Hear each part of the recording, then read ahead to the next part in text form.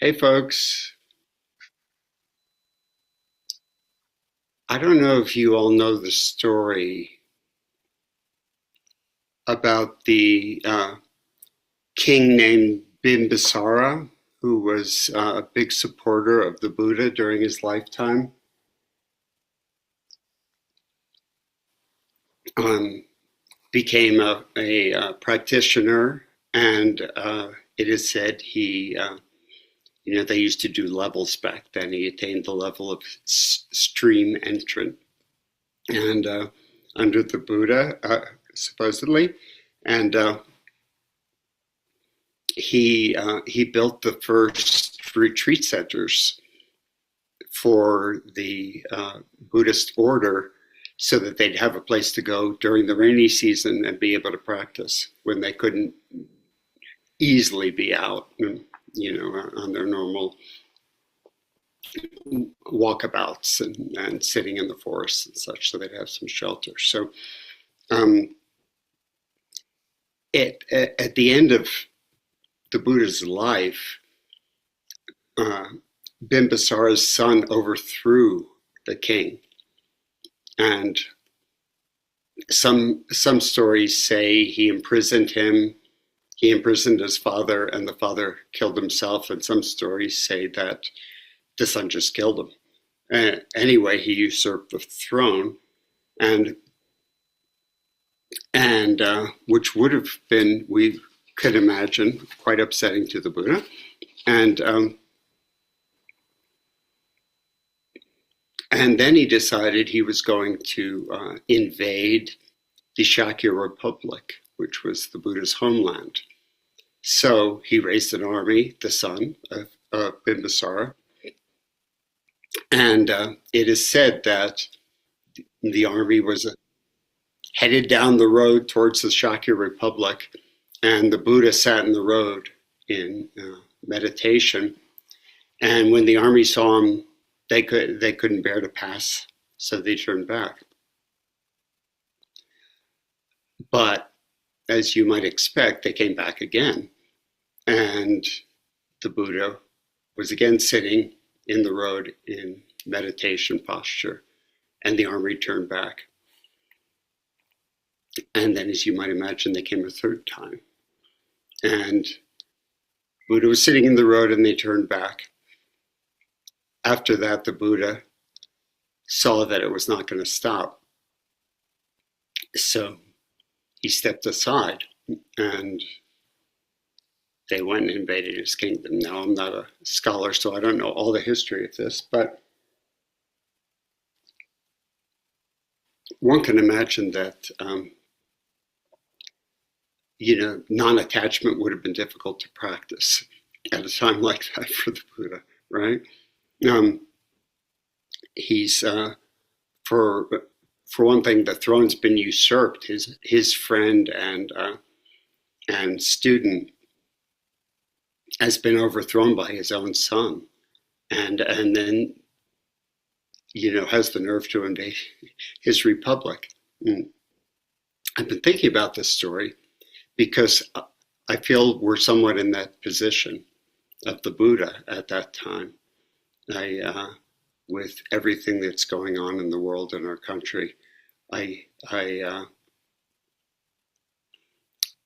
I was going to give this talk, and I had plans for it, and then I'm not going to go into the politics in detail or anything, but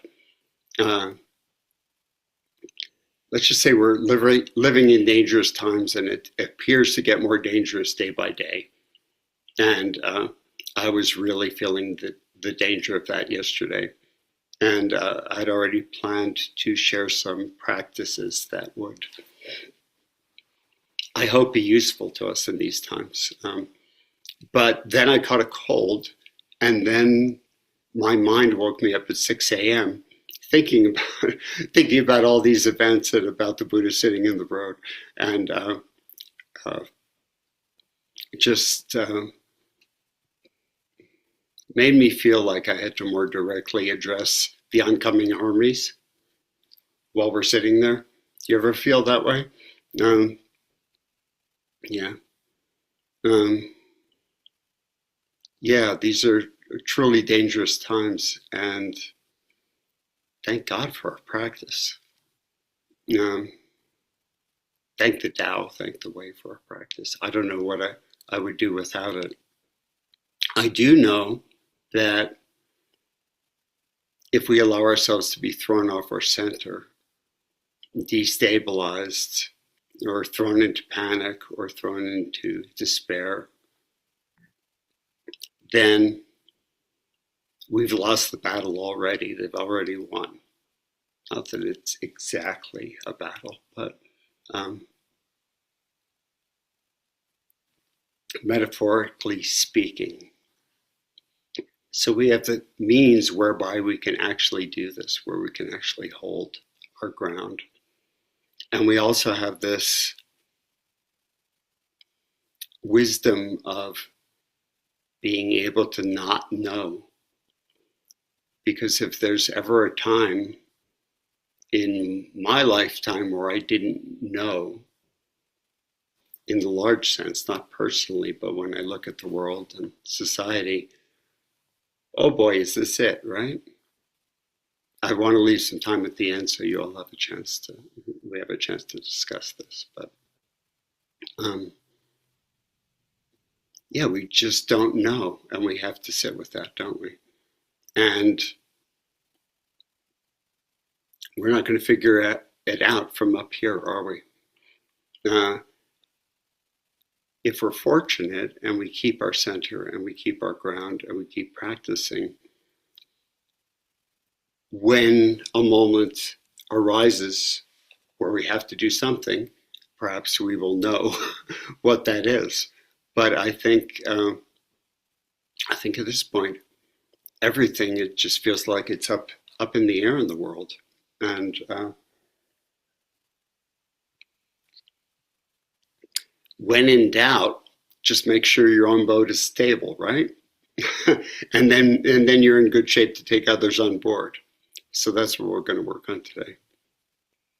So I wanted to do a guided meditation, which is not something we do frequently in Zen, but this is a particular, I want to share a way of dealing with our own internal feelings, anxieties, upsets, fears, whatever's there. And combine that with a traditional Metta practice, which I'm sure many of you have done before, loving kindness practice. So, and we'll have a chance to talk afterwards. So let's just take a few minutes to just settle back into our zazen, back into our breath. But in this case, I would ask that we, rather than centering our attention low in our abdomen, can we feel the breath coming in, going from the heart area?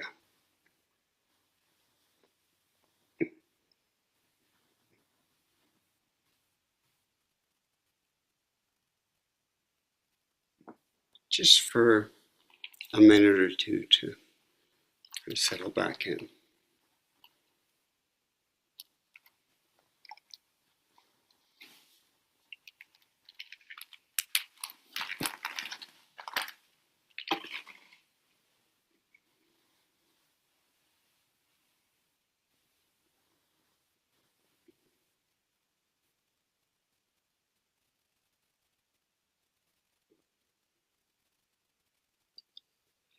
Just feeling the breath coming, going from somewhere near the center of the chest, heart. Not the physical heart, but the energy center heart.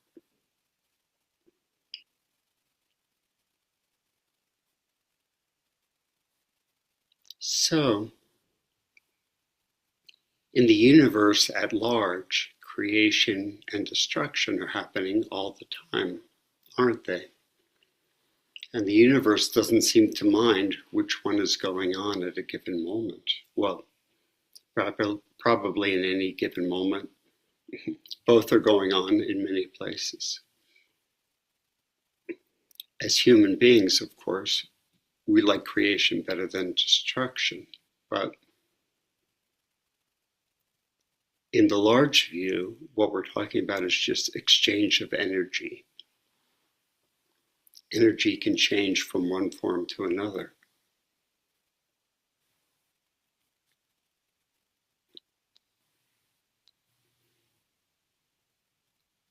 But as human beings, in our practice, and also in this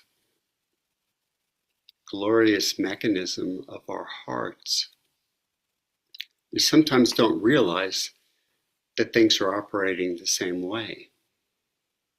It's our discriminating mind that judges certain internal energies as good or bad, right? Based on whether we like them or not.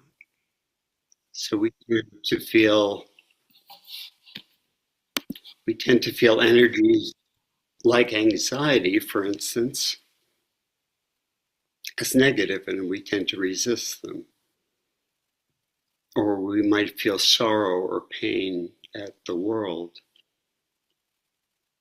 as negatives, and therefore we tend to resist them. And that's natural, that's human.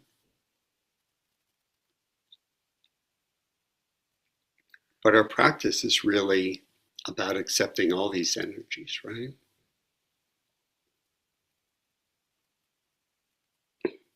And the heart, in particular,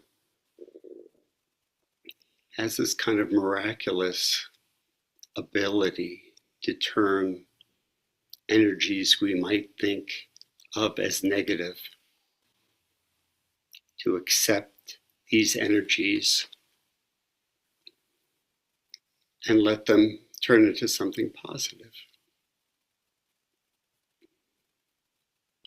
So, to begin this practice together, as we're breathing from our hearts, from that region of the body, using our introspective awareness, can we look within ourselves and I'd be pretty sure that it wouldn't be that hard to find some moderate, uncomfortable emotion or tension somewhere within us. Something that we might ordinarily resist. Let's not choose, if you've got a big stack of them, let's not choose the hardest one, the deepest, darkest one. Let's choose one that we think, I could work with this. Maybe a mild, free-floating anxiety or something. Some just sort of discomfort. You know, it's funny, emotions are largely physical, so it can be difficult to differentiate between attention in the body and in a place that's held emotionally, or sometimes they're almost the same thing. And if we find just such a place, we're going to work with it a little bit. Because after all, we've probably all noticed we can't get away from our feelings anyway, even though we'd like to. So since we can't avoid them, get away from them, I think we all know we can't stuff them down, repress them, ignore them. Why not allow this marvelous capacity of the heart instead to just welcome them as energy? And the heart has this remarkable capacity to receive any energy and to distribute it outward as love. Compassion is what we call it mostly in Zen practice. This capacity of the heart to take suffering and to lighten it and even transform it. So this is something like Tonglen practice for those of you who have encountered that Tibetan practice of Tonglen. But the way it's done by Tibetan monks is a whole different thing. And in fact, some would call this the wrong way to do it, to work with our own suffering. In the Tibetan tradition, they imagine breathing the suffering of the whole world into their heart, and as though it were a dark cloud, and allowing it to kind of turn in the heart and be breathed out in the form of lightness, clarity, brightness, joy, happiness, love, compassion. That's kind of a tall order at the moment. And I wouldn't recommend taking all the problems of the world on unless you happen to be living in a Tibetan monastery and can be guided through a whole process with this. But we can certainly work with our own feelings. And they also can benefit from this transformative capacity of the heart. So what I'm going to ask you to do is, on the inhale, imagine that tension or feeling we've located that we would rather avoid. On the inhale, that we breathe it into the heart. Imagine it coming into the heart along with the air, but I don't even want to say imagine. See if you can feel it being accepted by the heart.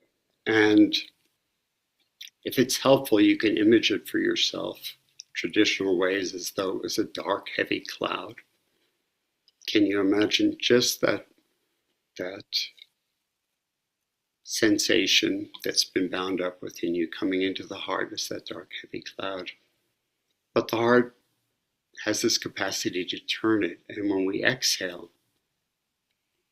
it turns into lightness, brightness, a different form of energy. Just like in the greater universe, energy is never lost, right? It's transformed from one form to another. So within us, in our hearts, we can do the same thing. We breathe in that tight, held, resistant place. On the exhale, we just give it away as love, as compassion, as positivity, as happiness. However you see it. It's traditional to picture it being breathed out as golden or white light, something like that. Being breathed in as dark, dense, heavy clouds, and being breathed out. You can take it a bit at a time. Can you just allow a bite-sized bit of that held place or held feeling inside come into the heart on an inhale? The exhale's naturally the side of the breath that triggers the relaxation response anyway. So on the exhale, we just release, let go. The body settles. The mind tends to settle. The emotions tend to settle. In this case, the emotions flow out from the heart as positivity, and we just give that positivity away. I think we all know that when we give compassion, love, positivity away, it refills from within. The more we give away, the more it refills. And these trapped energies, emotions, tensions that we really prefer not to feel, since they're unavoidable anyway as humans. Why not allow them to transform themselves and be given away? So let's just try this silently for a few minutes.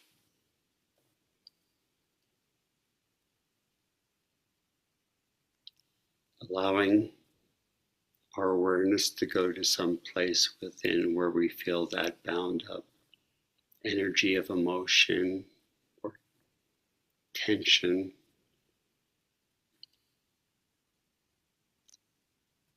And in the trust that it will transform and be released,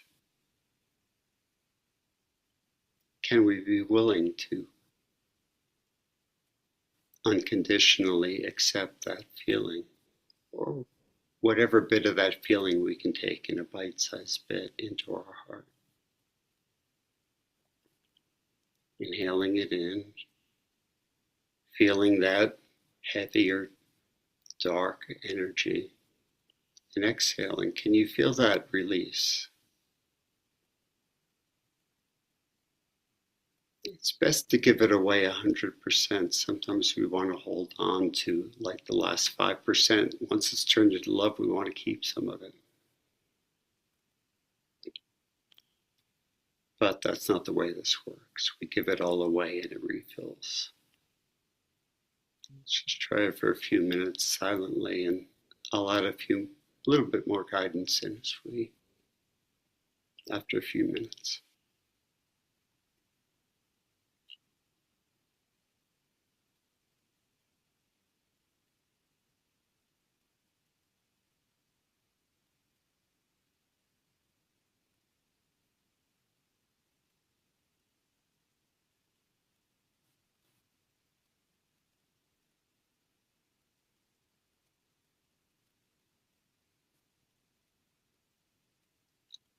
Any discomfort, any tension will do.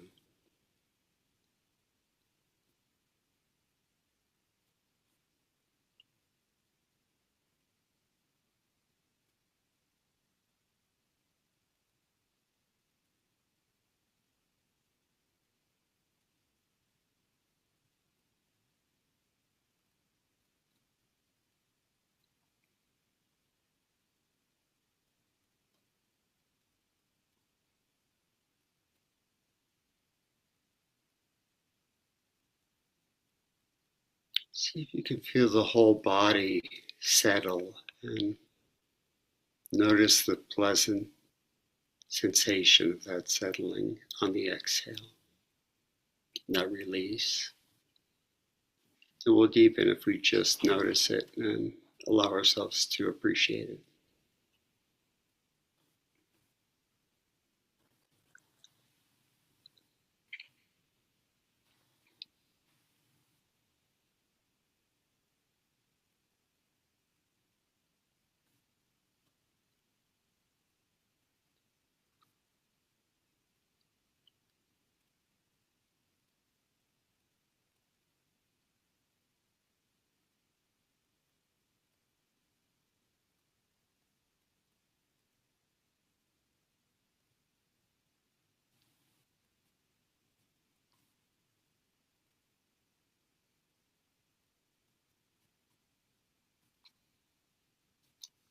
Breathing in what is dark and heavy with full acceptance, giving away what is bright and light with full release.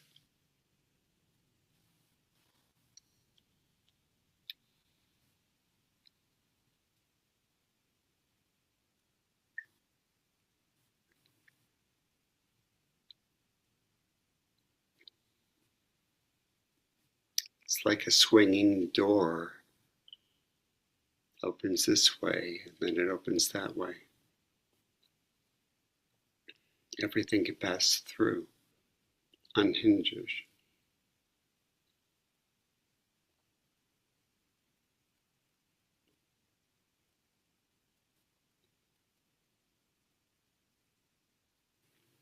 If you wish, this practice combines well with some of the traditional loving kindness metta phrases. So on the exhale, if it feels right to you, you can silently send the wish, may all beings be happy, with the exhale. May all beings be well, healthy, or strong. May all be safe, protected from harm.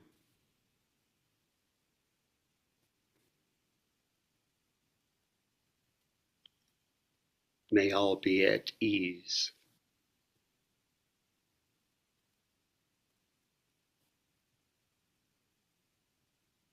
I like to add in, may all beings be free from suffering.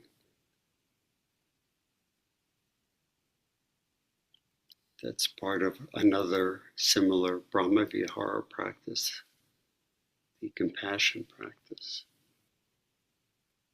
That's done in the same way as metta, but they're often added together.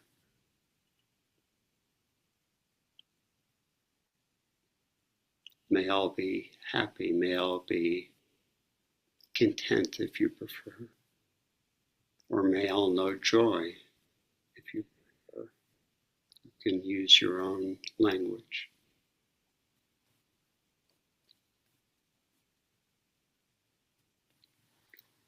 May all or all beings be healthy, well, strong.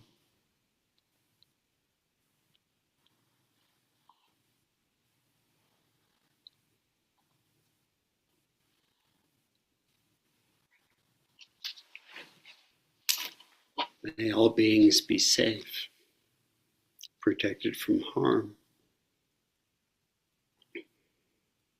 This can include ecosystems, environments,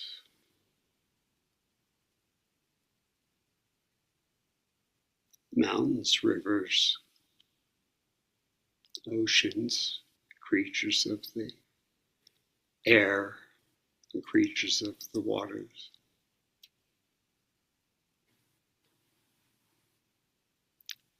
May all live at ease. May all be free from suffering.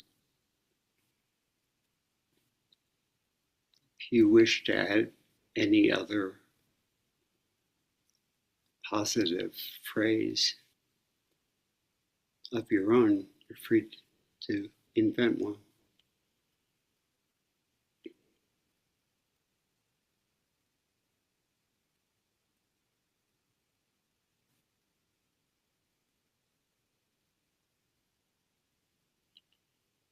I sometimes add forgiveness. May all forgive and be forgiven.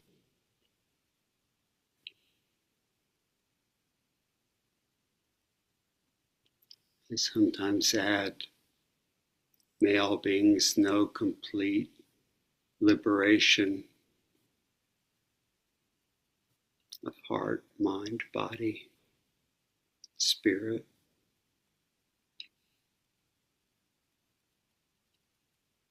May all know love is another phrase I often add.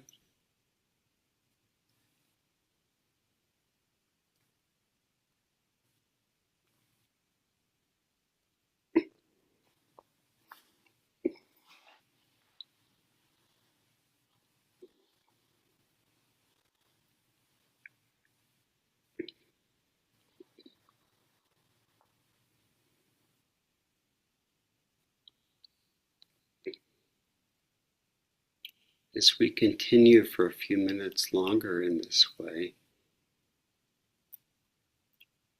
just see if you can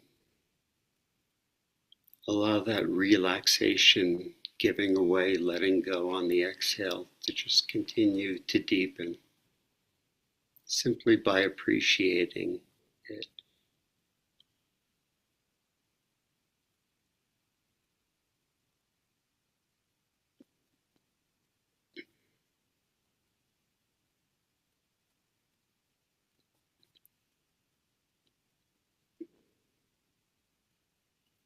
simply by noticing the letting go is rejuvenating, nourishing.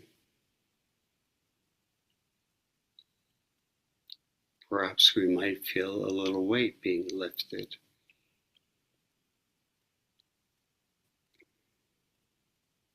A little extra we've been carrying around.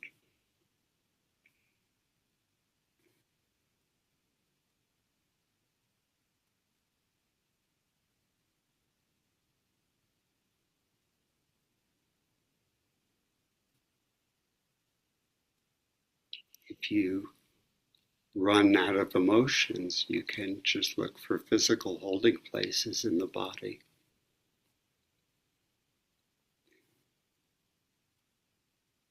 The same principle applies. Often emotions are hiding there anyway. We're not trying to get rid of them. We're trying to give them away as positivity, release, unwind, transform, and give out.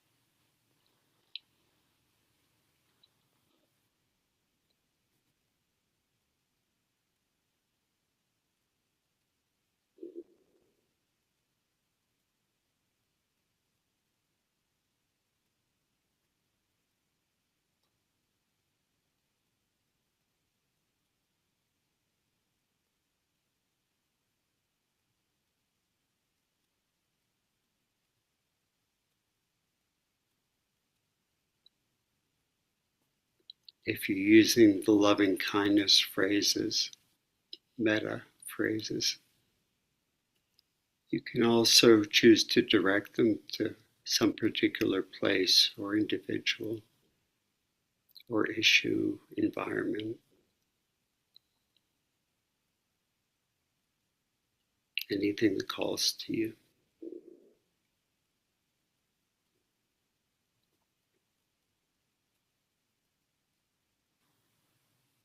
Do a few more minutes and then we'll have a chance to talk about this.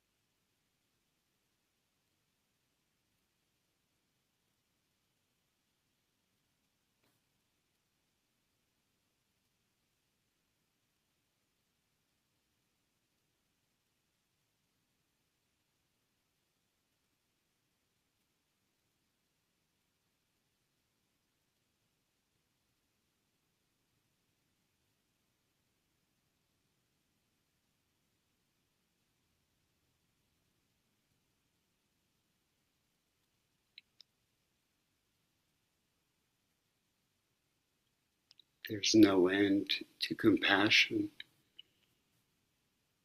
It's limitless, boundless.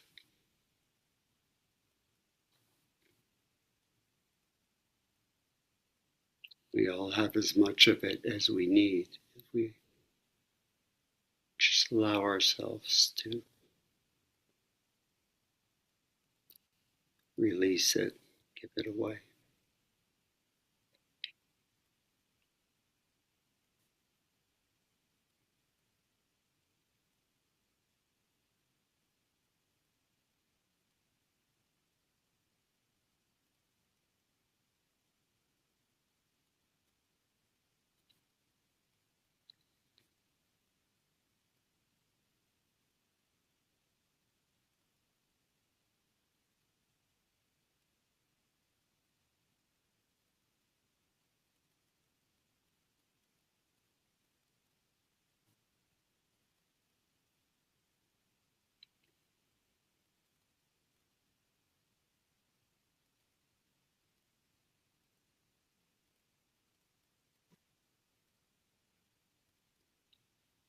You may wish in our last couple minutes of practicing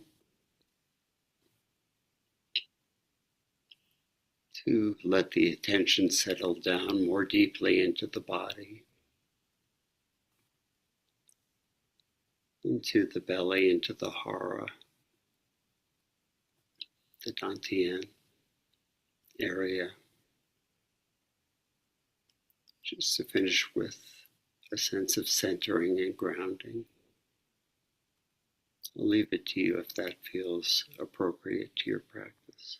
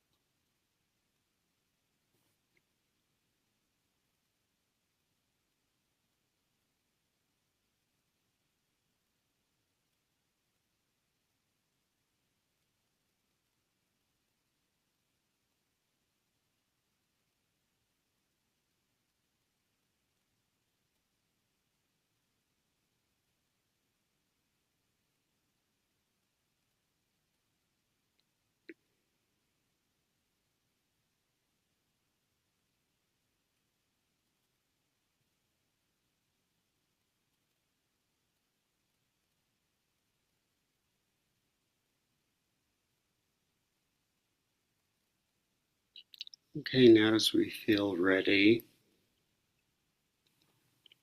you can begin to move a little, maybe wiggle fingers and toes or stretch. Lift the eyes or open them if they've been closed, and we'll have a chance to talk about this a little bit.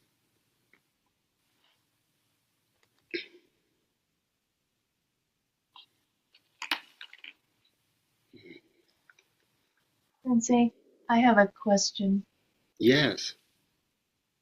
Thank you so much for that practice. I was noticing it was hard for me to see how the dark, heavy energy shifted into the light, bright energy. And I wonder if you could say a bit more about how that transformation happens in the heart. Mm. Yeah, you might need to practice a little more to begin to feel that happening, but energy is just energy. So that's why I began talking about the universe at large, right? The universe doesn't divvy up. We like this energy, we don't like this, you know. Um, we divvy up positive and negative by whether we like it or not, right? Um, or whether, you know, we feel pain from it. You know, it's a matter of suffering sometimes, but nonetheless, the universe doesn't seem to look at it that way, does it? Things bounce off each other, things crash into each other, things get destroyed, the energy gets exchanged, things get created. It's all happening. We're the ones who say, "Oh, I like this energy. I don't like this one. I'd rather keep this one. I don't like that one." Energy is just energy. That's the way to hold it. Could you feel it at all at times? that release and transformation and giving away. Yeah, when you said to just accept it, that's when I felt it really. That's the first part of it. When we accept it, we're accepting it as best we can as limited human beings. We're accepting it as though uh, it was neither good nor bad, right? Just energy. I accept you. Now I give you away.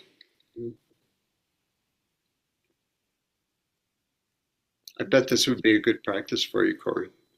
I bet it would Yeah, be a good practice to work with. Yeah.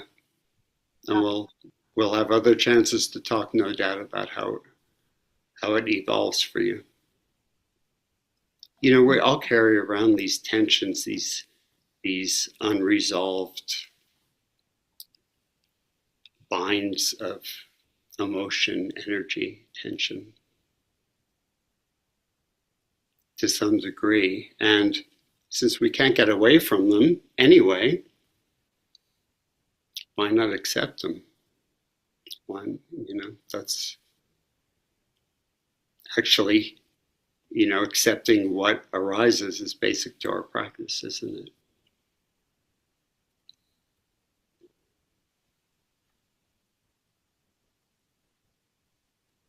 Yeah, would anyone else just like to share or share anything about? I mean, obviously, my way into doing this was because um, we're getting these blows to the heart, a lot of us. And it's very helpful to have a way to work with them.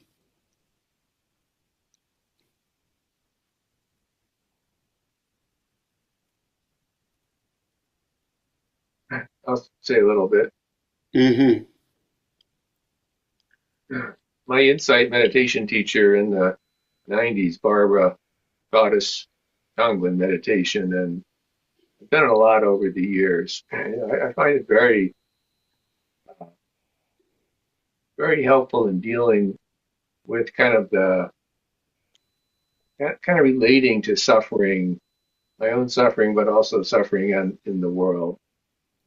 And when you're breathing in, I mean, it's a visualization practice. And so at first, you don't have, you can just almost artificially visualize it until the emotions and your body engages with it. But when you imagine breathing in suffering in the world, or somebody's specific suffering, and then collecting as a dark energy around your heart, then at that point I feel like I'm experiencing the suffering of somebody else, and I'm sharing it. I mean, it's compassion, right? Compassion means feeling along with somebody else. Mm-hmm. And then just imagining it transforming to light and sending it back to them as light. At first, it can just be imagining, but eventually something happens, something is Take it shifting. till you make it, right? Yeah, it's Yeah, like that. take it to make it, yeah. And there really is this transformation of fear and darkness into light and comfort. And so I really feel like I'm a pump, sort of, a pump helping out um, helping to transform suffering. We talk about transforming suffering. Here's an odd little story with this. When I was on a retreat years ago, and I was out walking during a walking period or a break. It was winter or early spring, and I found a baby bird just sitting on the driveway. It was going to freeze to death. Little baby bird. So I picked it up and I put it in my pocket, in my hand, but it was, I put my hand in my pocket with the bird in there, and I started doing this Tonglen practice with the bird, and So I breathe in at sphere and confusion, then breathe back out to light. And after about, I don't know, 10 minutes, when I would breathe the light to this little chick, he would chirp. Mm. I'd breathe in, fear and cold and confusion. What happened to my nest? What happened to my mama? And breathe it out. Everything's okay. Chirp. Oh. Wow, that's great. Yeah. After we took it inside and they took it to a bird rescue place. But that was like amazing to me. What the heck? I have a not dissimilar story. I had a student in my meditation class at the university, and we don't get as far into. This isn't exactly Tonglen. It's a variation on it, but I don't really get into that at the university. But we do loving kindness metta practice, and the student was driving. We live at 7,000 feet, and she was driving up to the ski valley, which is adjacent to Taos, which I think is about 9,000 feet. And she had her dog with her, an elderly dog, but the dog was, generally in decent shape. And she was taking the dog up there to go for a walk. But as she started to climb up an elevation, the dog started to pant and breathe heavily, and there was obviously having trouble with its breathing. Something with the elevation was affecting it, and it got more and more labored in its breathing, and she got alarmed, pulled over to the side of the road. She had the dog in the back of a hatchback. She ran back around and opened it up, and by the time she opened it up, the dog wasn't breathing at all. And of course, she's sobbing and crying and wondering what's going on. And she lifted the dog up and just sat down on a rock with holding the dog, like at her wit's end. And it suddenly came to her, why don't I do metta for my dog? And so she started saying, may you be happy, may you be well, within her. Meditating, sending metta to the dog. Dog started breathing again, got up, walked around. It was fine. Quite a story, huh? Yeah. Maybe it would have happened anyway, but it's kind of remarkable. That rather than totally freaking out, rushing, down to the animal hospital or, at 90 miles an hour and trying to get there. Sit with the dog, send it love, compassion. And it started breathing. Well,